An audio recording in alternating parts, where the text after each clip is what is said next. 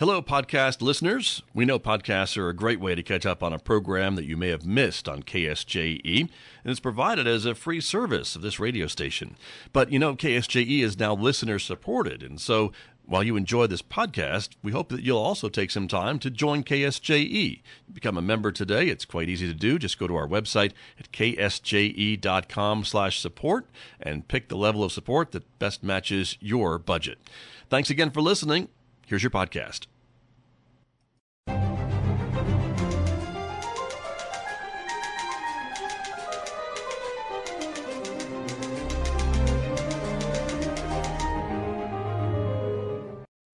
Welcome back to Right on Four Corners. I'm your host, DelSheree Gladden.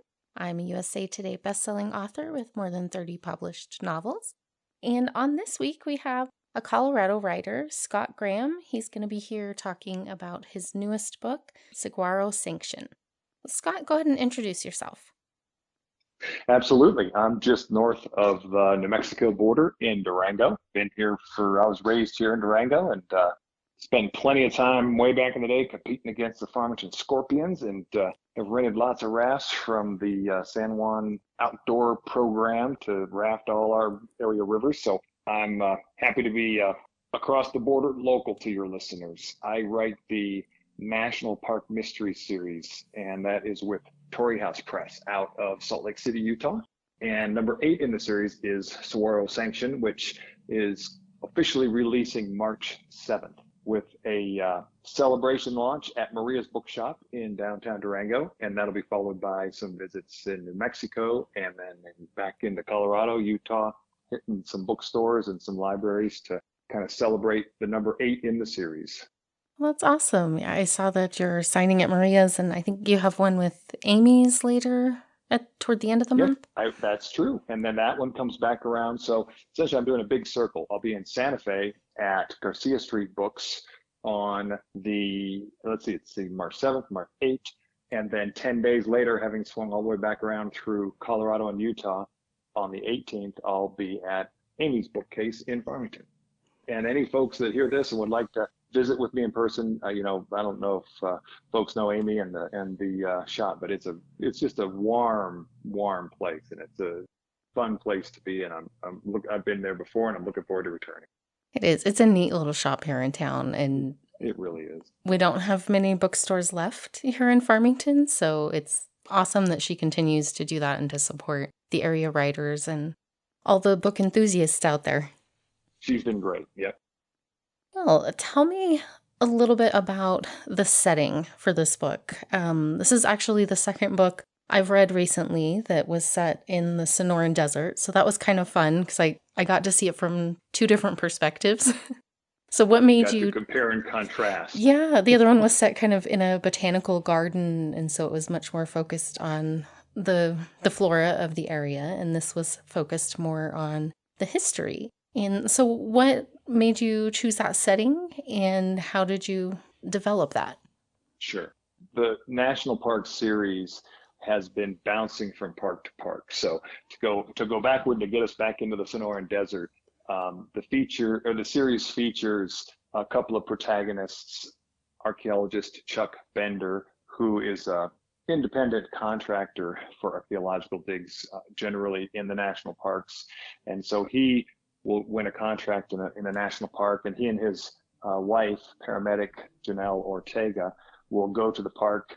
Often these cases or these digs, he sets them up in the summertime when he can, and their 2 daughters then are able to come along, Carmelita and Rosie. So the family shows up at the national park for what they expect is going to be an archaeological work and camping, and instead, of course, as happens in murder mysteries, the bodies pile up, and it falls to Chuck and Janelle and the daughters to team up as amateur sleuths and solve the case when and if officialdom isn't getting the job done. And so they're fun mysteries that are really aimed at introducing readers to a specific park with each book in which that book is set.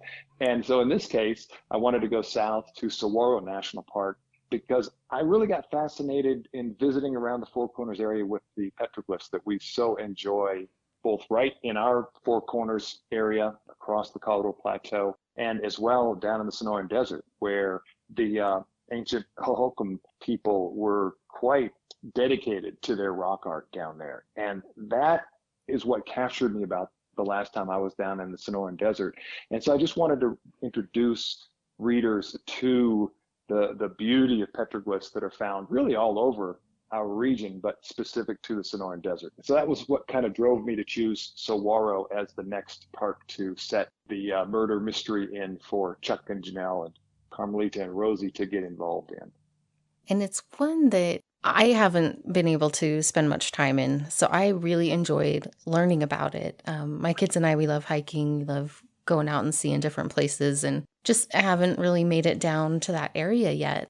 But it's definitely one that I was like, this is really cool. Like, there are so many neat places that you're describing here that it's on our list of places to visit over the summer, and maybe take a long weekend to go see some of those petroglyphs, because that's something that we really enjoy as well. We went up to Sand Canyon last summer and saw some of the different features there. It was really neat. And so I love that is a theme of the series, to introduce readers to parts of the country that maybe they haven't had the opportunity to visit, and say, here's what's here. And there's some really neat things right here, in our own backyard that can be really not only educational, but really fun to go visit and see some of these unique areas of the country.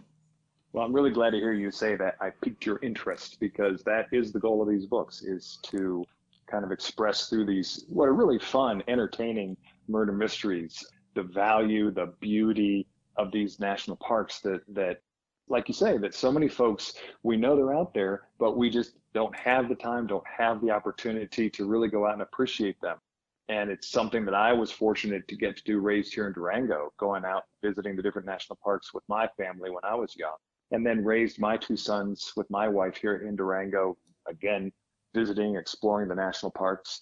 And so that's really what I'm hoping to accomplish in a big way with these books, is to either give an armchair reader who won't be able to get out to these parks the chance to experience them vicariously through the story, or to pique the interest of someone and send them out to the park and get them to want to find out how much of what I'm saying is true and how much of it is a little bit of fantastical exaggeration, which, in all of these murder mysteries, there's an element of that where I try to kind of lead folks along. So in this case, for example, in Saguaro Sanction, the petroglyph site that is involved is one that is just kind of what I hope to be just kind of step beyond what is real, and that lets folks kind of escape into the fun, entertainment of a mystery.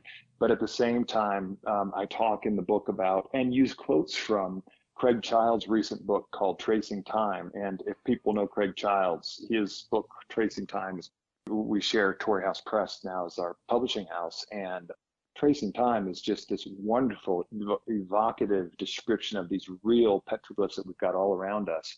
And so I used his real life descriptions from Tracing Time to then take off and have this wonderful adventure for this family down there.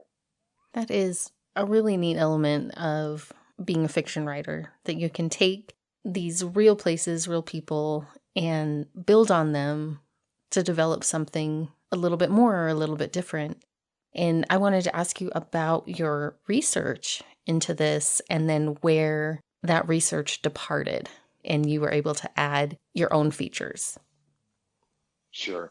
What I do with each of these books, like I said, this is the 8th one, I'm at work on the 9th now, is I've learned, in addition to, of course, researching, getting to know the park in advance, to kind of have a sense of what I'm wanting to do with the plot, where I'm wanting the story to go. I will go and visit that park right before I'm beginning to write the manuscript for several days to a week. And in particular, I'll try to go to the parts of the park where I'm going to have the story take place.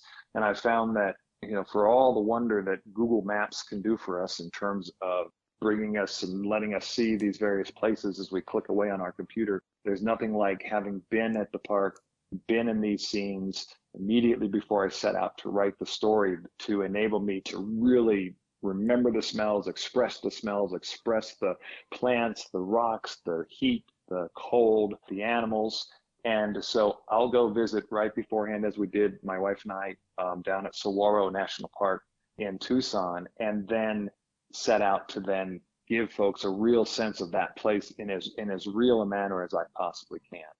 The books are all set in these real settings of the national park, but then they'll also always kind of step a little bit away from them because, like I said, there's a fantastical element to any family that's willing to kind of have their lives at risk one summer at a national park and have bodies piling up all around them, and then have some sort of collective amnesia that enables them to take off and go do the same thing a year later. And so there is that above reality that I'll then step in and take off with, because that's the fun of murder mysteries, of course. We're wanting to go beyond our normal life and be entertained, and not to the extent of, say, a thriller where you're saving the world from the nuclear bomb or whatever, but just in terms of tweaking life up a notch and taking these real places and then taking off from there. So in this case, we've got almost I guess you could say maybe a mini Easter Island sort of petroglyph site, where we've got a line of stones that have got these amazing petroglyphs, kind of over-the-top petroglyphs on them. And so I share that idea early on, and then it's that kind of fantastical petroglyph conglomeration that then leads through the story. But I also then take in Babo Kivati Peak, which is the peak that is central to the Tohono people of the Sonoran Desert today's people. It's their sacred peak. And again, it's filled and covered with petroglyphs that are there. And so I give some credence to them as well. And it's just kind of a fun mixing of truth and reality. And I love it when I talk to readers who say, I had to start Googling and figure out, okay, which of this was legit, and that's kind of my goal, because it brings people into wanting to learn and study. And as you say, I hope pique their interest in these parks. Yeah, and I have to say, I was one of those readers that I was like, I can't tell which parts he added and which parts are real. And I was like Googling a few things. I'm like, oh, is there this line of these rocks? Because that sounded so unusual and out of character, Right. which is a feature, why it sticks out to them in the book and why they want to come research it. So that was really neat. And I felt like it really blended well between fact and fiction. It flowed really seamlessly. And that was a neat part, because I was learning about the history and about the different petroglyphs that are there, and then adding on this layer of adventure and new discoveries. That was a lot of fun. I'm glad to hear that. That's always my goal. And on top of, the fact that it's set in a national park and is following the theme of the series, you also delve into some more difficult topics. And that added this other layer to it of there's a seriousness because there are murders and they're trying to figure out what's going on. But the setting of dealing with some of the immigration issues that are going on in these areas by the border, that can be a really difficult subject to approach and have people relate to and understand without letting their personal feelings about the subject kind of push them one way or the other. So how did you approach dealing with such a sensitive topic?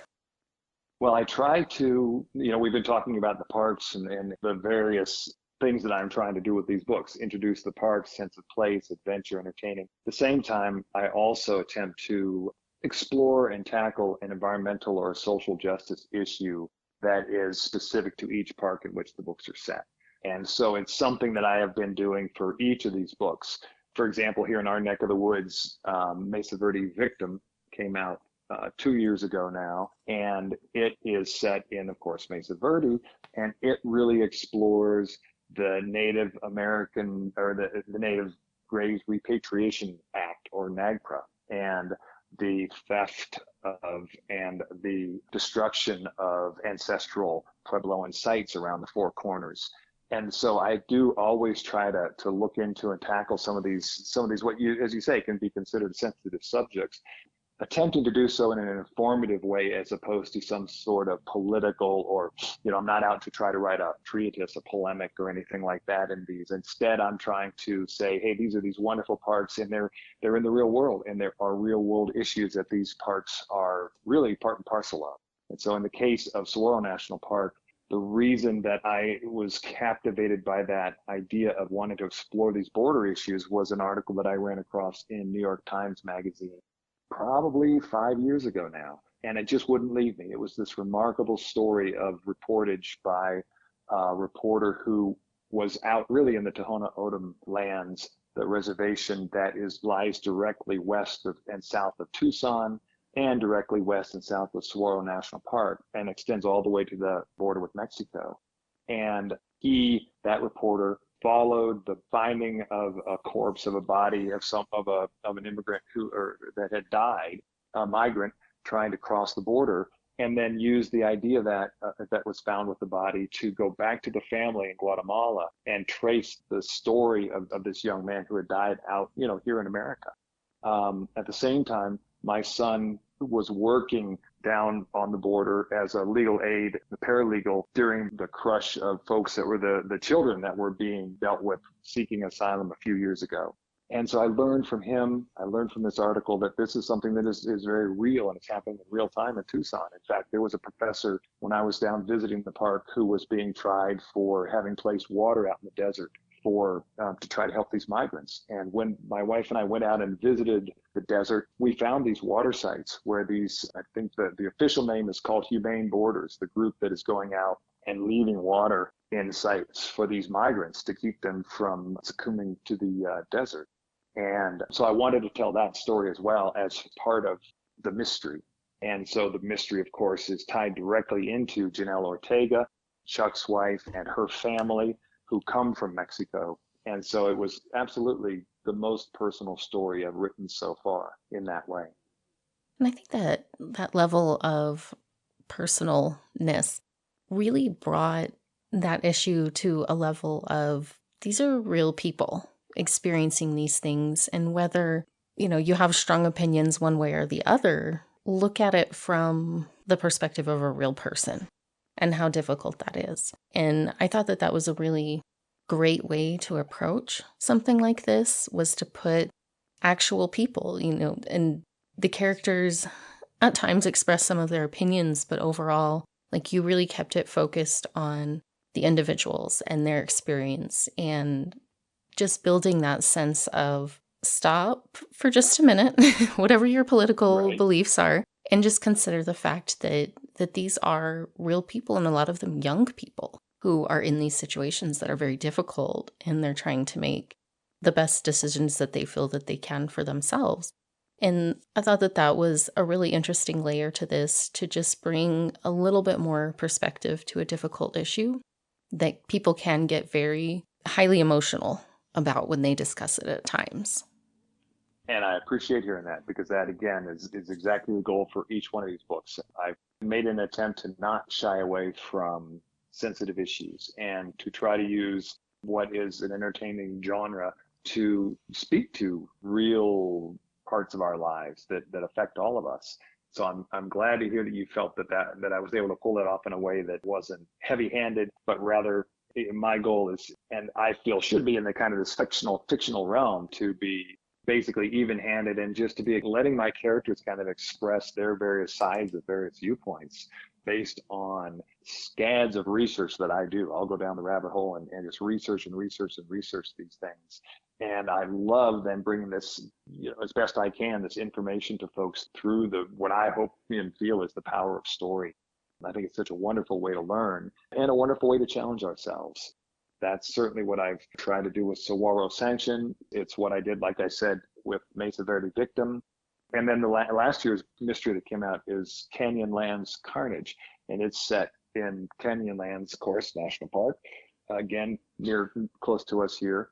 And it involves within, again, an entertaining murder mystery, lots of serious discussion of water issues and use of the Colorado River and abuse of the Colorado River, and how are we all going to get along here and make use of a dwindling supply of water that's coming out of the mountains these days.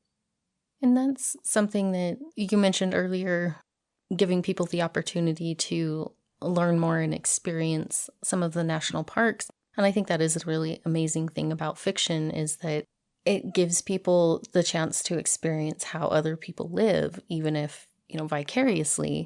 And not only, do you get that in these glimpses of the national parks, but on these issues that maybe a lot of people aren't directly involved in, maybe don't understand all the ins and outs of it, that it again puts it back on that personal level of these things affect people on their everyday lives, and here's how. And I think art in general, fiction, it's a great way of bringing a little bit more perspective to a lot of people and helping them understand what other people go through, and maybe helping to develop a little bit of compassion for someone that maybe you wouldn't have otherwise because you don't have those same experiences. And that was certainly the goal with this book. I learned that through what my son's work was involved with down on the Texas-Mexico border in far southern Texas, and listened to the stories he was recording as part of the process of these children who had come across the border and presented themselves for asylum. And you hear those stories and you can't help but recognize that these are real people, that these are tough situations that people are in. And so while I'm out there trying to write fully fun, over-the-top, entertaining fiction, I'm also cognizant of the fact that we live in a real world, and I want to share as much as I can that real world that we all inhabit. Yeah, and I think you did a really nice job of that. I really appreciated the balanced approach and just getting to learn a little bit more about that situation and the people who are involved in it. That's something I really have enjoyed about your writing over the books that I've read is there's a lot of layers to it. There's fun, there's mystery, there's these more serious topics. And in this one, you delved a little bit more into that difficulty of the complex family relationships as well, as got a step parent trying to find his balance on how he's dealing with these teenage daughters who I have a teenage daughter.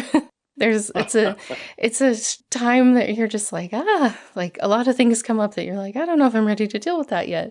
And he kind of faces some of that with some interest from the girls. They kind of a little running theme from the start of their interest in boys and some of those conversations popping up. And you tackled that a little bit in this book of in the middle of everything else, he's still dealing with family issues and trying to sort out his place and how to best handle things. And I wanted to ask you about that. And just over time, you said book 8, working on these relationships and keeping them interesting and dynamic over a long series. How do you approach that?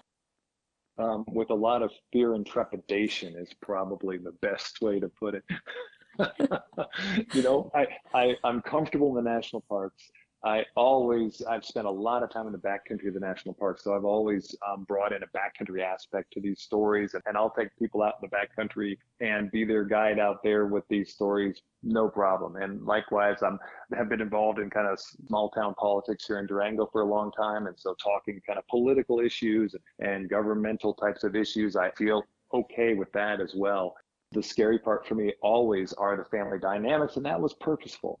I was fortunate to be an at-home dad for a lot of years while my wife, who is an emergency physician, was working and kind of being the breadwinner for the family. So I was fortunate to be a dad to 2 boys, and I raised 2 sons to adulthood. And then when I was able to turn to writing fiction, my goal with the protagonist and everyone's goal with their folk in these murder mysteries generally is to kind of throw the kitchen sink at them, give them plenty to have to chew on, and to have plenty of conflict. And I thought, okay, what better way to do that than to have a lead character who has been an established bachelor, as Chuck Bender has been at the beginning of this series. And then he falls in love with Janelle. She's a single mom with these 2, at the time that the series starts, 8 and 10-year-old precocious young girls. And then each year, as the series has gone on, the girls are getting a year or so older. And so Chuck then is trying to figure out, from having been this established bachelor, how in the world he's supposed to be the stepdad to 2 girls. And I chose girls on purpose because I don't know the first thing about raising a couple of girls. And so it's been really fun for me to have Carmelita and Rosie get older, have them going into adolescence, have them have their own real attitudes and their own real personalities, and then have Chuck kind of struggling, as you say, to find his place in that milieu. And it's really been, like I said, the most frightening part, but also the most fun. When Chuck starts out, he's kind of this old, crusty, mid-40s guy who's got temper problems, thinks he's right all the time, which, probably still thinks that too much of the time. And Janelle has kind of come into her own, and I think is able to set Chuck straight a little bit.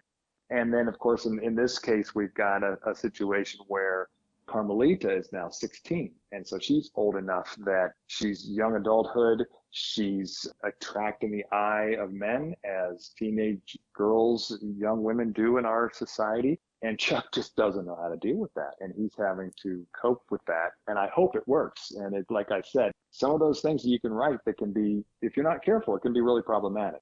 But I've approached it what I think is in a fun way. And if there are problems, I hope I've set up Chuck so that, well, the problem is because he's a doofus, not necessarily because I'm being perhaps sexist or unaware of how perhaps I should best be doing this. So it's a fun exercise. I'll put it that way.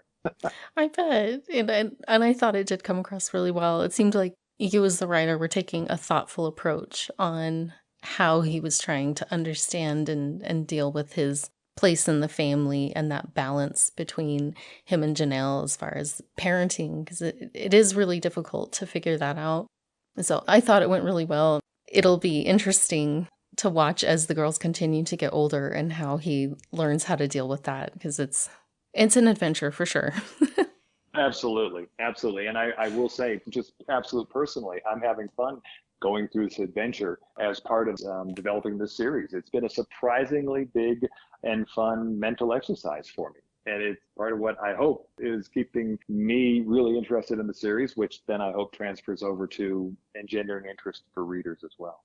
Absolutely. I think so. I think with how layered your writing style is and everything that you put into it, it's hard to imagine someone reading it and not really enjoying it. I had a lot of fun reading this series.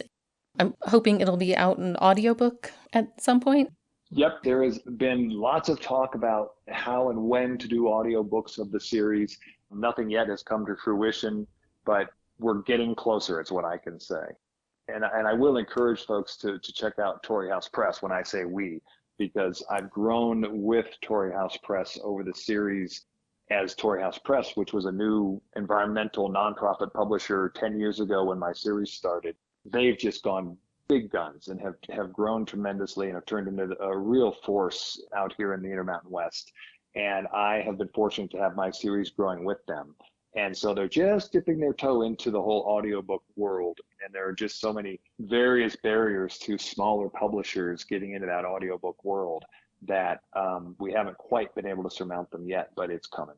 Oh, good. I hope they're able to work that out. My kids and I would love to listen to audiobooks, and this is a series I would love to share with them on some of our adventures.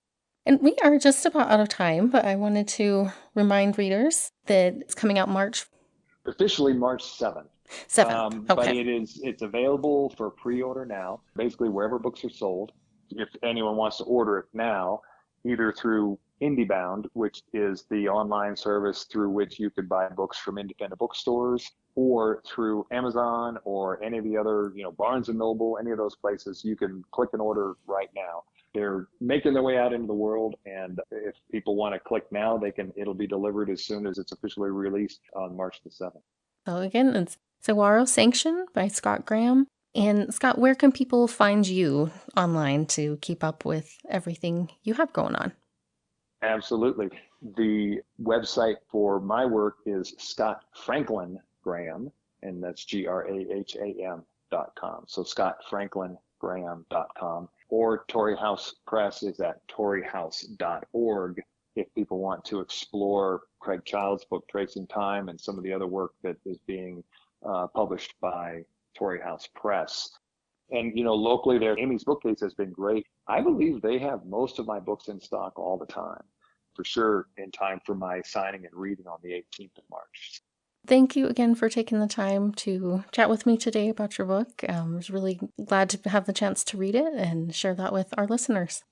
My pleasure, DelSheree. I really appreciate and enjoy talking with you today, too.